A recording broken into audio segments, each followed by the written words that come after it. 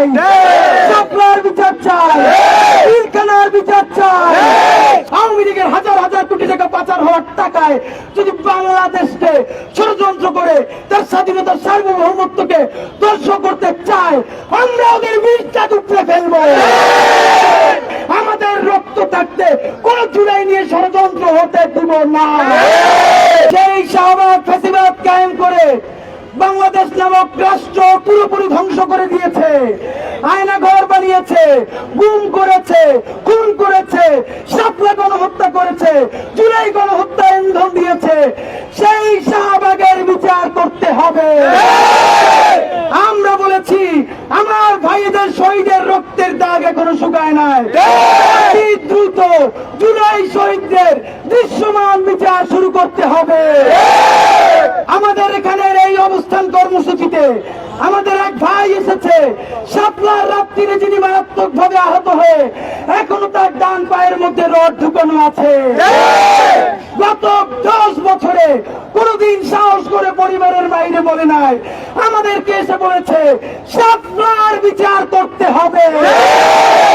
আমার পিলখানায় বাংলাদেশের দেশপ্রেমিক সার্বভৌমত্ব রক্ষাকারী সেনাবাহিনীকে ভারত থেকে এনে দিল্লিতে কথা বলে আমার ভাইদেরকে হত্যা করে তাদের লাশগুলো ডাম্পিং করা হয়েছে, লাশগুলো চালিয়ে দেওয়া হয়েছে। দেশপ্রেমিক সেনাবাহিনী রক্ষা করতে চেয়েছে, হাসিনা তাদেরকে পিলখানার মধ্যে ঢুকতে দেয় নাই। অতি দ্রুত পিলখানা শহীদদের বিচার করতে হবে।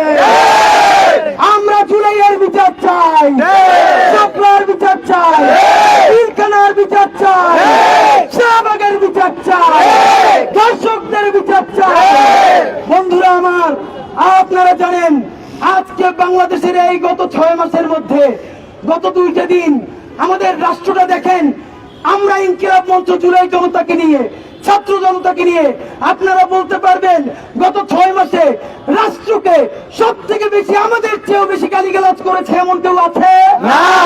আমরা লাল চুরি নিয়ে স্বরাষ্ট্রমন্ত্রীকে উপদেষ্টাকে পড়াতে গেছি, আমরা যমুনার সামনে গেছি, আমরা ফতুবেলার সামনে গেছি, আমরা 10 ট্রাককে লম্বাজ করে ডুঙ্গুর বাগনে উঠে গেছি। ভাইরা আমার, এই রাষ্ট্রকে সারাক্ষণ বকাঝকা করে তাকে শক্তিশালী করবার দায়িত্ব এই জুলাই জনতার।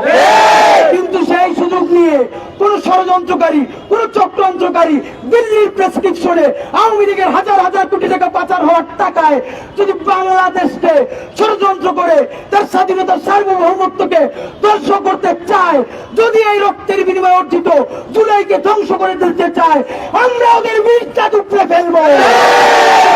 ভাইরা আমার, একদিনই জুলাই আসে নাই, জুলাই এসেছে গত 15 বছরে তিলে তিলে প্রত্যেকটা শহীদ। আমার যে সাংবাদিক বন্ধুরা শুধু সত্য নিউজ করার জন্য 1 ঘন্টার নিউজের কারণে 1 ঘন্টার নোটিশে দেশ ছেড়ে অভিবাসী হয়েছে, আমরা তাদেরকে দেশে ফিরিয়ে আনতে চাই। আমাদের যেই বন্ধুরা আয়না ঘরে ছিল, গুম হয়েছে, আমার যেই ভাইটা তাকে জঙ্গি স্বীকারোক্তি না দেওয়ার কারণে তার সামনে তার রোজাদার স্ত্রীকে ধর্ষণ করা হয়েছে, আমরা সেই দর্শক আলিমুদ্দিনের বিচার দেখতে চাই। আপনাদেরকে আমরা জানাতে চাই, বাংলাদেশের আপামর জনসাধারণ তাদের দেশপ্রেম, তারা দেশপ্রেমিক ছিল, আর দিল্লিবাদী গুলো ছিল। এইগুলা কেউ নারীবাদী না, সবগুলা দিল্লিবাদী।